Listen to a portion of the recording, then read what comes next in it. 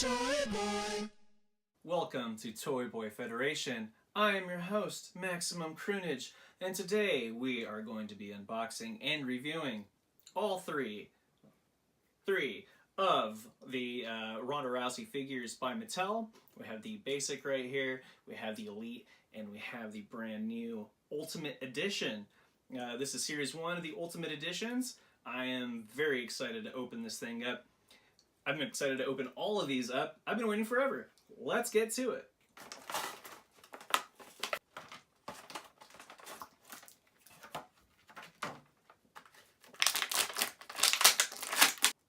Alrighty, I've been sitting on these a long time. I knew that this Ultimate Edition figure was coming out, so even when this came out, when the Elite came out, nothing doing. Wasn't going to open them, so very stoked. My specific figure has this weird, gross blob on the back. I'm sure it is a manufacturing defect unique to mine. The likeness for Ronda, pretty hit and miss. She looks more like a Latina chick named like Ava or something.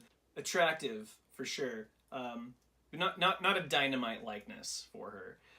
Also, pardon the French, her boobs are too big. Good point brought up, which is why can we see her navel when we don't see other details? Which is good that we don't see them, but I think it's just because this is so basic. They didn't bother creating a new mold just for her, so their approach to this was just painting over something that has a bare midriff. So we have the bra strap basically on the back, and we have the navel here. So it's just a reskin of, it is basic. Basic is as basic does. For being in the women's division as opposed to the men, doesn't have the kind of diaper effect that people complain about for the men's figures, where it's like super flat, super rigid. These ones you can actually do the splits on, so we don't have the figure suffering in that regard. So there's the basic. Let's check out this Elite.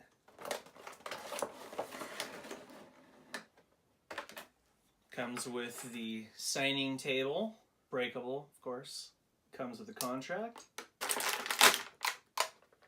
And also comes with this giant black sonic screwdriver looking pen here. Yeah, at first I thought it was a microphone too. I was like, well, that's like a tiny microphone. It's like, no, it's not a tiny microphone. It's a huge pen.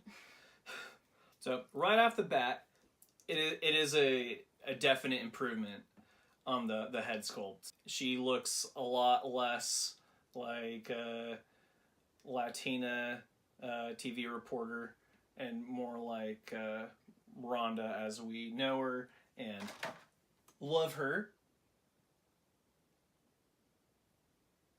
Anyway, I love Ronda. I think she's super, super underrated. I think people just honestly made up their minds that they just were not gonna like her, that she was an interloper, that it was like a cynical, money-motivated move, which of course it was. I'm not acting like it wasn't, but I think people really kind of undermined her abilities the entire way. I guess my main regret is I really think they should have turned her heel a lot sooner. Let's look at this actual figure. So this one, part of me wishes they did this outfit for the basic, I guess, instead, because you're not really expecting as much mobility from a basic or from somebody wearing pants and a leather jacket, etc. So it would have been, in my opinion, nicer to have the basic have this kind of situation, and for the Elite to have more posability. But I guess that's where the Ultimate Edition comes in. I will say, very similar complaint with the Elite that I have with the basic, which is that blasted belly button. I don't understand how even for the elite, why she winds up having like a super prominent navel. Because certainly a basic is a basic, but an elite is an elite. I like this figure, but it still feels a little, to me, this really should have been swapped, in my personal opinion. But you know, nice bonuses here. I like the disintegrating contract here. I do like this, like that the folder or whatever opens and closes. I like the detail of the table for the signing. I do like it. I do like the figure. But I think I mean, there's a reason why I was waiting for the Ultimate Ronda Rousey figure to come out. And it's not just because I was excited for the new line. I still can't help but feel a little let down by these guys. They're good figures, but they're not great figures. Let's move on.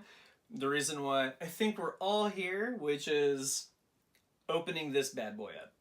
Alrighty, let's check this out. I am geeked.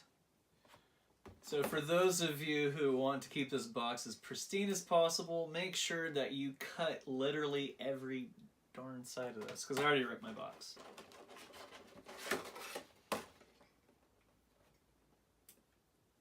Okay, as you can see, the Ultimate figure comes with a total of 3 interchangeable heads, which is awesome. I love the fact that it has the interchangeable arms with the jacket, like torso piece. Really, really cool solution. Love it. I really like how thorough this is.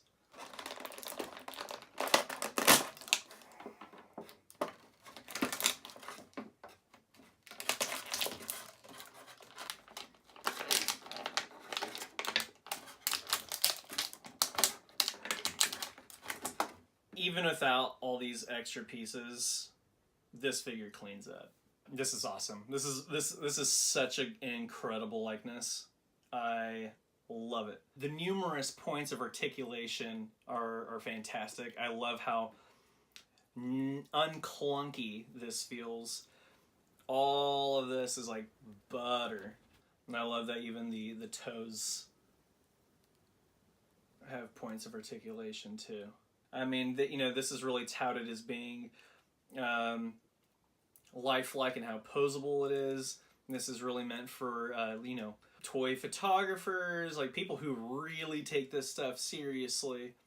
And this is beautiful. This is really wonderful. Well, I was going to compare the abs to this one, but this one isn't really designed to be super flexible. Not really practical, but as far as the difference there, not a huge amount of difference. They're talking about the like ab crunch technology or whatever. Maybe it's going to be different for the Ultimate Warrior figure. I don't detect a huge amount of difference here, but man, and I got to appreciate the fact that I had a bone to pick with the proportions of the other figures.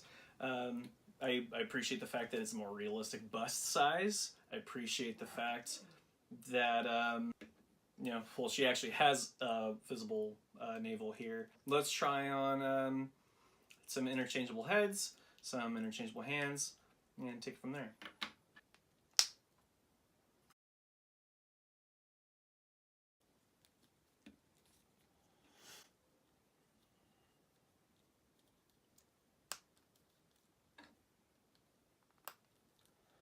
Here's head number 2 with the alternate sets of hands.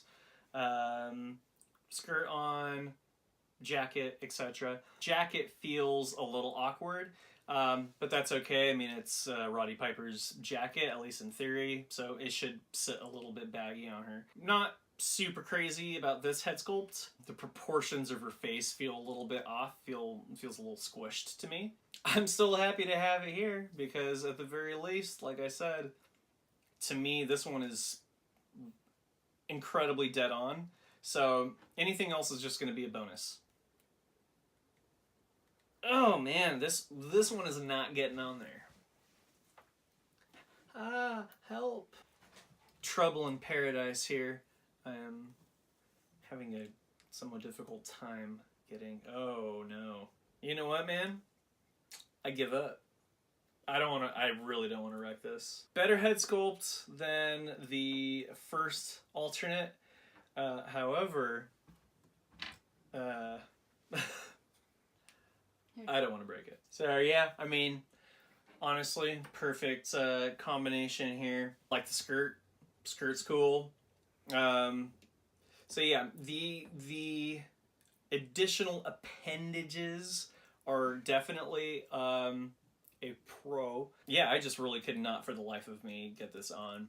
And it really started like bending the little socket doohickey. So this is like cosplay Ronda.